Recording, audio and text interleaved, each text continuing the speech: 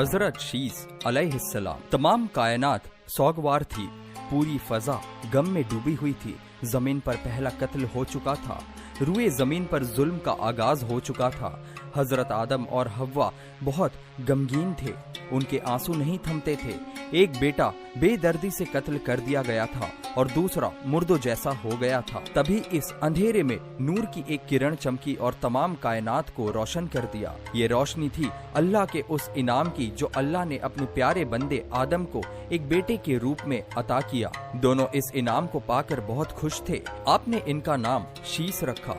हजरत शीस निहायत नेक खसलत, फरमा बरदार और अपने वालिद की तालीमात पर अमल करने वाले थे। जब आपकी उम्र 150 साल हुई तो आपकी शादी ज़ूरता बिनते आदम से हुई, जिनसे आपके यहाँ अनुश और नामा एक बेटा और बेटी पैदा हुए।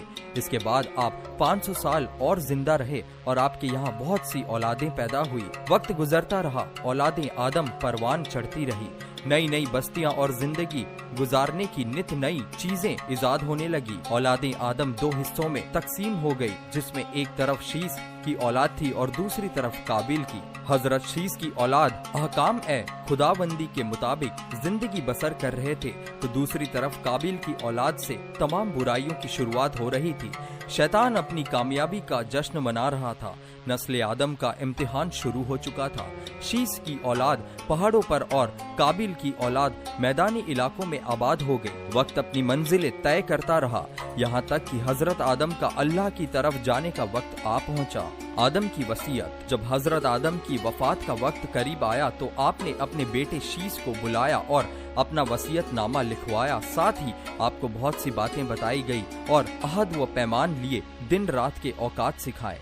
फरमाया, मेरे बेटे सुनो, हर घड़ी में अल्लाह की कोई न कोई मखलूक इबादत करती है। फिर फरमाया, जमीन पर तूफान आएगा जो 700 साल ठहरेगा। वो किताब जिसमें वसीयत लिखवाई गई थी, इसे काबिल की औलाद से छिपा कर रखने का हुक्म दिया, क्योंकि आप जानते थे कि काबिल ने हाबिल को हसद की वजह से कत्ल किया था। इसलिए शीस और उनकी औलाद को जो अपने वालिद की तरफ से हुक्म मिला, उसको काबिल और उसकी औलाद से खुफिया रखा गया। हजरत शीस की नबूवत। हजरत शीस अपने वालिद के जानशीन बने। अल्लाह ताला ने आपको नबूवत से सरफराज किया। आप पर 50 सहीफे नाजिल किए गए। आप अपने वालिद के नक्शे कदम पर चले और अपनी औलाद को भी नसीहत करते रहते और अल्लाह के अहकाम की पाबंदी का हुक्म देते रहते। आपने अपने वालिद पर नाजिल होने वाले सहीफों को भी जमा किया और इसमें जो अहकाम दिए गए थे उन पर पूरा अमल भी किया। आप कई साल खाना ए काबा में रहे और लगातार हज और उम्रे करते रहे।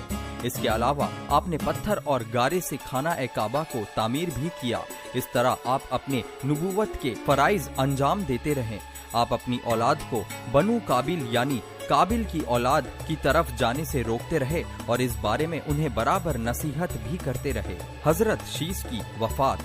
जब आपकी वफात का वक्त करीब आया तो आपने अपने बेटे अनुश को तमाम मामलात सुपुर्द किए, जानशीन बनाया और इसके बाद पर्दा फरमा गए। आपको अपने वालिद के पास जबल ए अबी केस गार में दफन किया गया। उल्मा ए किराम का कहना है कि तूफान नूह के वक्त नूह ने दोनों के जिस्म मुबारक को निकाल कर कश्ती में रख लिया था और फिर तूफान खत्म होने के बाद बैतुल मुकद्दस में दफन कर दिया था। हजरत शीस के वारिस। अनुश अपने वालिद के बताए हुए रास्ते पर चले और उसमें कोई तब्दीली नहीं की। अनुश के यहाँ कयान पैदा हुए। उनकी पैदाइश के वक्त अनुश की उम्र 90 साल थी। इसके बाद अनुश 815 साल जिंदा रहे और अपनी औलाद को हक की तलकीन करते रहे। जब अनुश की वफात का वक्त करीब आया तो इन्होंने सारे मामलात अपने बेटे कयान को सौंपे और उनको अपना जानशीन बनाया। इसी तरह कयान के बेटे महलाइल इनके जानशीन बने।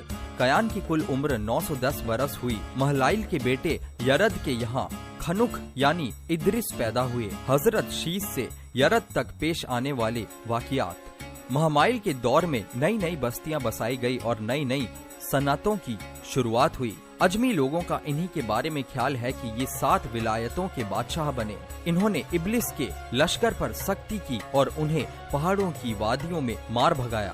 सरकश और काफिर जिन्नों को मौत के घाट उतार दिया। महलाइल ही पहले शख्स है जिन्होंने जंगलात कटवाकर शहरों और किलों की बुनियाद डाली और मस्जिदें बनवाई। जो शहर बसाए उनमें बाबुल जो कुफा के पास है और सोस खास है। सबसे पहले खान से लोहा निकालने की शुरुआत भी आपके जमाने में ही हुई और उनसे कई तरह के हथियार बनाए गए। पानी को जमा करके बांध बनवाए गए जिससे लोगों को खेती बाड़ी में दिलचस्पी पैदा हुई। खतरनाक नुकसान करने वाले जानवरों को मारकर उनकी खाल से लिबास और चटाइयाँ वगैरह बनाई गई। महलाइल लोगों के दरमिया इंसाफ से फैसले करते थे। इनकी हुकूमत 40 साल रही। महलाइल के बाद इनके जानशीन इनके बेटे यरद बने। ये अपने वालिद के तरीके पर रहे और उन नसीहतों के वारिस बने जो इनके दादा ने इनके वालिद को की थी और तमाम मामलात इसी तरह चलाए जिस तरह इनके वालिद ने चलाए थे। काबिल की औलाद का हाल। ये तो था हजरत शीश और उनकी औलादों का बयान। अब मैदानी लोगों की तरफ चलते हैं जो काबिल की औलाद थे। काबिल के अजाब में कुछ ढील दी गई और उसको मोहलत दी गई। वो मैदानी इलाकों की तरफ चला गया था। वहाँ उसके बहुत सी औलादें हुई। इसके एक लड़का खनुक पैदा हुआ और खनुक के यहाँ इसका बेटा अंदर पैदा हुआ। इससे महावील और महावील से मतुशील पैदा हुआ। काबिल की औलाद में एक शख्स तोबाल नामी था जिसने सारंगी, डफ और ढोल वगैरह इजाद किए और तोबिल-तीन नाम के एक आदमी ने लोहे और पीतल की कारीगरी शुरू की। पहाड़ी इलाकों में रहने वाले बनु शीश के मर्द हसीन थे और औरतें बदसूरत थी, जबकि दूसरी तरफ मैदानी इलाकों के मर्द बदसूरत और औरतें खूबसूरत थी। एक दिन शैतान मैदानी इलाकों में से किसी के पास नौकर हो गया और वहाँ रहकर उस आदमी की खिदमत करने लगा।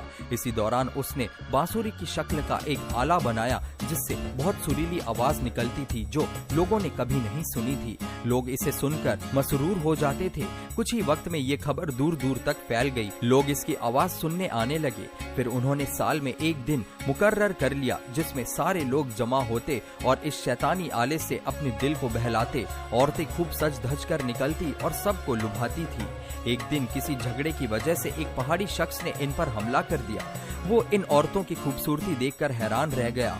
उसने जाकर अपने साथियों को बताया। लिहाजा कुछ पहाड़ी लोग मैदानी इलाके में रहने वाली औरतों की खूबसूरती देखने चले और जाकर बदकारी में पड़ गए। उन्होंने आपस में शादियां भी शुरू कर दी जिससे इनकी तादाद बहुत बढ़ गई और बहुत से लोग सरकश और नाफरमान हो गए। ये लोग ही तूफान ए नूह में हलाक किए गए। अल्लाह रब्बुल इज्जत ने शैतान को कयामत तक के लिए ढील दी ताकि नस्ल आदम का इम्तिहान हो जाए और शैतान बराबर इस कोशिश में लगा कि आदमी को बहका सके और उसने बहुत सी औलादे आदम को बहका कर जहन्नुम के कभी न खत्म होने वाले अजाब की तरफ धकेल दिया। जो रब के नेक बंदे इसके शर से बच रहे उन्हें कामयाबी हासिल की और जन्नत की कभी खत्म ना होने वाली नेमतें उनके इंतजार में है। अल्लाह ताला हमें और हमारी आने वाली नस्लों को शैतान के शर से महफूज रखे। आमीन।